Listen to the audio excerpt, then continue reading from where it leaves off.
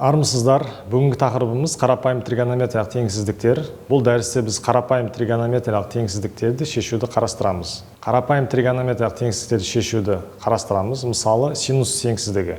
Синусты кішіне емес тең а деген теңсіздікті қарастырайық.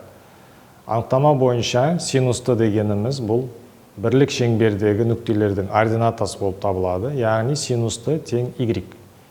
Ордината осінде y кішіне емес тең а деген аралықты белгілейміз. Интервалға сәйкес шеңбер доғасын белгілейміз. Доғаның шекаралық нүктелерінің сандық мәндерін жазамыз. Ол бізде пи алынған арксинус а болады. Екінші нүктеміз 2π қосылған арксинус а болады. Енді синус үшін период 2πk болғандықтан осы 2πk'ды бағанағы алған аралыққа қосамыз. Сонымен жауапты жазамыз. Жауабымыз т тиісті пи алынған арксинус а қосылған 2πn, 2π қосылған арксинус а қосылған 2πn. Бұл жерде n тиісті z. n немесе k деп ала беруімізге болады. Ол жерде ешқандай айырмашылық болмайды.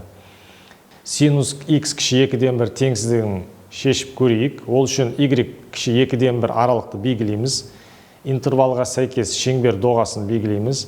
Доғаның шекаралық нүктелерін сандық мәндерін жазамыз. Арксинус 2-ден 1 ол пи бөлінген 6 екендігін ескере отырып, шекаралық екі нүктені анықтаймыз. Біреуі пи алынған пи бөлінген 6 болады, ал екіншісі 2π қосылған пи бөлінген 6 болады. Осыларды ескере отырып, берілген теңсіздіктің шешімін жазамыз. Жауабымыз 5π бөлінген 6 қосылған 2πn, кіші x кіші 13π бөлінген 6 қосылған 2πn. Бұл жерде n дегеніміз ол бүтін сандар.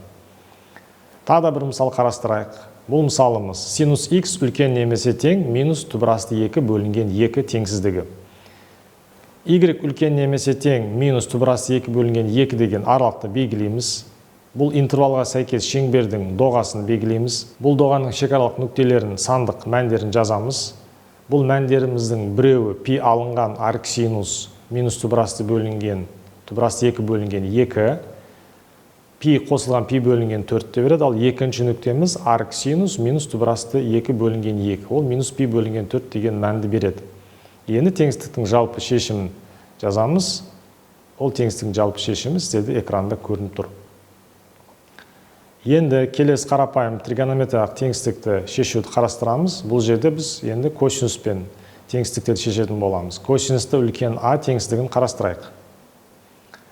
Анықтама бойынша косинусты дегеніміз ол бірлік шеңбердегі нүктелердің абсциссасы болып табылады. Сондықтан косинустыны x деп алуымызға болады. Енді абсцисса осінде x үлкен а деген аралықты белгілейміз. Интервалға сәйкес шеңбердің доғасын белгілейміз. Суретте көрініп тұрғандай, доғаның шекаралық нүктелерінің сандық мәндерін жазамыз. Ол бізде минус арккосинус а және арккосинус а деген мәндер болады. Енді осы нүктелерді ескере отырып, және косинустың периоды 2πn екендігін ескере отырып, жалпы шешімді жазамыз. Т тиісті минус арккосинус а қосылған 2πn-нен арккосинус а қосылған 2πn-ге дейін. Бұл жерде n дегеніміз z-ке тиісті сандар. Енді сол формуланы ескере отырып, келесі теңсіздікті қарастырайық. Косинус x үлкен немесе тең минус түбірасты 2 бөлінген 2 деген теңсіздікті шешеміз. Абсцисса осінде x үлкен немесе тең минус түбірасты 2 бөлінген 2 деген аралықты белгілейміз. Интервалға сәйкес шеңбер доғасын белгілейміз. Доғаның шекаралық нүктелерінің сандық мәндерін анықтайтын болсақ, оның біреуі минус 3π бөлінген 4 болады, екіншісі 3π бөлінген 4 болады. Осы мәндерді ескере отырып, және косинустың периоды 2πn екендігін ескеріп, жалпы шешімді жазамыз. Берілген теңсіздіктің шешімі минус 3π бөлінген 4 қосылған 2πn-нен 3π бөлінген 4 қосылған 2πn-ге дейінгі аралық болып табылады. Тағы бір мысал қарастырайық. Бұл жерде косинусты кішіне емес тең а деген теңсіздікті қарастырамыз. Абсцисса осінде x кішіне емес тең а деген аралығын белгілейміз. Интервалға сәйкес шеңбердің доғасын белгілейміз. Доғаның шекаралық нүктелер сандық мәндерін анықтаймыз. Оның біреуі арккосинус а болады, екіншісі 2π алынған арккосинус а болады. Және косинустың периодын ескере отырып, берілген теңсіздіктің жауабын жазамыз. Т тиісті арккосинус а қосылған 2πn-нен 2π алынған арккосинус а қосылған 2πn-ге дейін. Бұл жерде n тиісті z. Енді осы формулаға сәйкес келетін бір теңсіздік қарастырайық. Яғни косинус x кіші 2-ден 1. Абсцисса осінде x кіші 2-ден 1 деген аралықты белгілейміз. Интервалға сәйкес шеңбер доғасын белгілеп аламыз. доғаның шекаралық нүктелерінің сандық мәндерін анықтаймыз. Ол арк косинус 2-ден 1 болады. Арк косинус 2-ден 1 дегеніміз ол 60 градус, радианда пи бөлінген 3 болады. Екінші нүктені анықтайтын болсақ, екінші нүктеміз 2 пи алынған пи бөлінген 3, яғни 5 пи бөлінген 3 болады. Енді косинустың периодын ескере отырып, берілген теңсіздіктің жауабын жазамыз. X-іміз тиісті болады. Пи бөлінген 3 қосылған 2 пи n-нен 5 пи бөлінген 3 қосылған 2 пи n-ге дейін. Қарапайым тригонометриялық теңсіздіктерді келесін қарастырайық. Бұл бізде тангенспен берілген теңсіздік. Тангенсті кіші а деген теңсіздікті қарастырамыз. Ол теңсіздікті қарастыру үшін тангенсті сызығы, тангенс сызығынан а деген нүктені белгілеп аламыз. Бізде белгі кіші болғандықтан сол а деген саннан төменгі жағын белгілейміз. Сол шеңберге сәйкес доғаны анықтап аламыз. Сосын доғаның шекаралық нүктелерінің сандық мәндерін жазамыз. Оның біреу арктангенс а қосылған пи болады, екіншісі арктангенс а болады. Енді бізде тангенстің периоды пи болғандықтан біз бұл жерде соны ескере отырып жауапты жазамыз. Жауабымыз минус пи бөлінген 2 қосылған пи n-нен арктангенс а қосылған пи n-ге дейінгі аралық болады.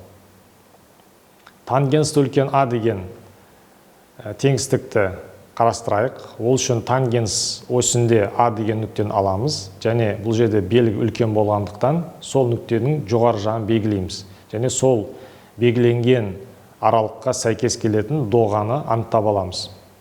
Доғаның шекаралық нүктелерінің сандық мәндерін жазамыз. Оның біреу арктангенс а қосылған пи, екіншісі арктангенс а болады. Бұның барлық екеуін де алу шарт емес, себебі бір айналымда бізде 2 рет кездеседі бұл доға. Тангенстің периоды пи екенін ескере отырып, біз берілген теңсіздіктің жауабын жазамыз. Жауабымыз т тиісті арктангенс а қосылған пи n-нен пи бөлінген 2 қосылған пи n-ге дейін. Енді осы формулаға сәйкес келетін бір есеп қарастырайық. Тангенс x үлкен немесе тең түбірасты 3 деген теңсіздігін қарастырайық. Тангенс сызығында тангенс x үлкен немесе түбірасты 3 болатынында интервалды белгілеп аламыз. Сол интервалға сәйкес шеңбер доғасын белгілеп сызып аламыз. Доғаның шекаралық нүктелерінің сандық мәндерін жазамыз. Ол бізде түбірасты 3, арктангенс түбірасты 3 болады. Түбірасты 3-ті тангенс пи бөлінген 3-те, яғни 60 градуста қабылдайды. Соны ескере отырып, біз жауабымызды жазамыз. Жауабымыз т тиісті пи бөлінген 3 қосылған пи n-нен пи бөлінген 2 қосылған пи n-ге дейін. Бұл жерде n тиісті z.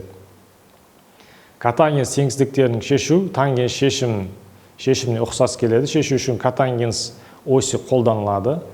Дәл тангенс сияқты котангенс осіні белгілеп аламыз. Сол осін бізге сәйкес қажет нүктелерді белгілеп, дәл сол тангенс туралы сияқты котангенста сол әдіспен шешіледі.